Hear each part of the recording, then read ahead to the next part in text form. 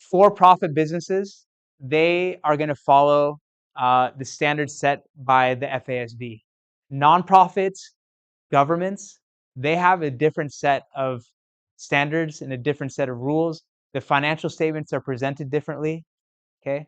Uh, and all those standards and rules are set by the GASB. Because the government, it doesn't really have it is they are governments provide services, but what they really have are inflows and outflows, right? They're they're bringing money in from various things, sales tax, income tax, excise taxes, and it's not directly linked to what they're giving back to you, right? They're building roads, they're whatever, building government housing. So it's not the same kind of entity as a business, right? So the way that the accounting the format of everything is totally different. And so the GSB is kind of focused on that, okay? Like even a nonprofit, right? They're taking donations from people. They're not customers, right? The people giving a nonprofit money are not customers. They are donors. And then the nonprofit's going to do whatever mission that they're kind of trying to fulfill.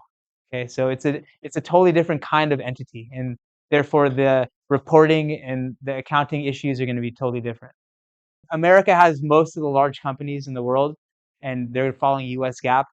There's of course many large businesses in Europe. They have the IASB. They have their own version of the FASB. So the IASB is setting the accounting standards for Europe. There's been talk of combining the two, getting US GAAP and the international standards and making them into one super language. Okay, but this has been like a 20-year project. They haven't been able to negotiate and figure out where the differences are, who's right, who's wrong. So there's still two different standards.